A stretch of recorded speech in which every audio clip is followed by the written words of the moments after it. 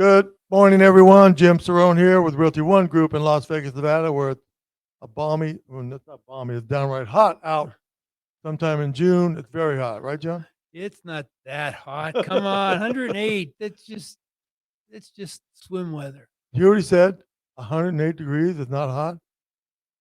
Well, 105 is tolerable, but 108, no. Get used to it. Anything Your body over, gets used yeah, to it. you're right. You're right. I've only been here my whole life, so don't know how I can't even.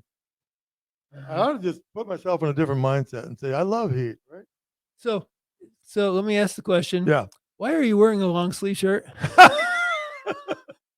Cut. Next. I'm sitting there boiling wearing a long sleeve shirt. No wonder I'm so damn hot. All right, so we've completed part one of the good, the bad, and the uncertain of getting into real estate, and we're here to continue that. This is your part two, and John and I are talking about what's good about real estate and what's bad about real estate. I'm gonna start out with the whole joy of helping people and building friends and building connections. There's a lot of absolute self satisfaction in helping people achieve their dreams. I've actually handed people keys that have cried. Actually walked into my office when I initially met them and didn't even think they could buy a home, let alone move in one short time later. So it's funny at first when you meet people, they're kind of standoffish, don't you think, John? They kind of don't really want to warm up to you, and then all of a sudden they become your best friend. It's very, very cool. And you've helped them achieve their dreams. What could be wrong with that? Well, there's nothing wrong with that, but unfortunately, if you do the numbers, probably half of the people that you meet aren't that way. Oh, Half of the people you meet are problematic. They're argumentative. They demanding on what they do. So you're going to be I dealing think with it's all more than types half, of but other than that, go ahead. I'm sorry. yeah, you're going to deal with a lot of different personalities, and you have to adapt to that. You have to learn how to deal with that. Sometimes you have to change your personality to deal with the personality of the problematic person that you're dealing with. Wow, that was gold right there. It's not that you okay, so we're not like we're making fun of people and saying they're bad. It's just that there's different personalities you need to deal with. If you can't adjust to that, you can have a long career. And if you're dealing with someone that has a domineering personality, you cannot be the dominant person anymore. You have got to change your dominant personality because you're in charge of the real estate. So you're kind of dominant. You have to change your personality so they don't feel like you're trying to fight them on everything. Good advice. Number two, you can make a lot of money. So most jobs, most actual 8 to 5 careers generally pay what? 85? Well, no, more like 50 to 60,000 dollars a year in Vegas, in our little world here in Vegas. Our average annual income, I think, is actually in the high 40s, maybe low 50s. You can make as much money as you want. It depends on how hard you want to work. One of the things I love about real estate, John, 20, how many years you been doing this? 15, 16? In real estate, Yeah, 19. 19. Uh, Me, a long, very long time in the 30-year range. Let's just put it that way. No, everyone out there listening to our voices can go out with all of our experience combined. Anyone can go out next year and still make more income than John and I put together. Would you say that's true or not? That is true.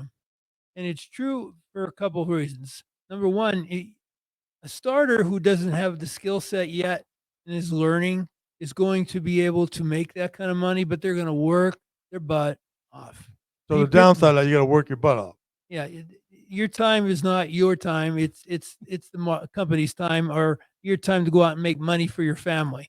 If you don't work that way, you're not going to make enough money to satisfy your needs. But the good side is, the more you work, the better you get at it, and the bigger your database gets. So all of a sudden, your calls start coming into you versus you going out to them all the time. And so it really turns the other way for you, and you can make a lot of money very easily and quickly, but you have to put your time in like anything else.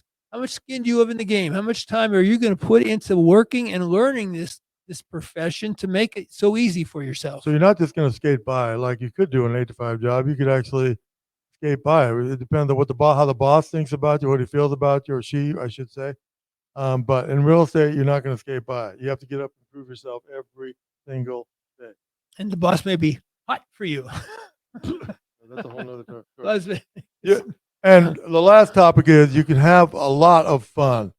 I mean, again, I've been doing it a very long time. John's been doing it a long time, and I, when I chose real estate many years ago, it suddenly dawned on me. It's just a lot of fun. You meet a lot of great people. You have a good. So there's some downsides to it. So I defy you to give me a downside for that.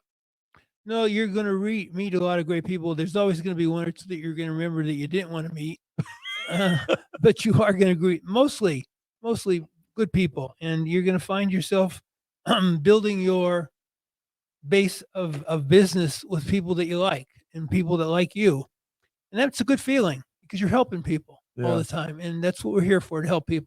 it's a very rewarding industry. The only thing I can think of, again, where you get in relatively inexpensive, you can help a lot of people, make a lot of money. I just think it's a wonderful thing. The problem is people think it's too easy. They think it's too easy. They go in. You got to go in with both eyes open, and that's why we took the time to explain all this to you. There's good and bad to everything. There's much more than we talked about. There's a lot more, but there's a lot more good, and of course, there's more downsides as well. So, what?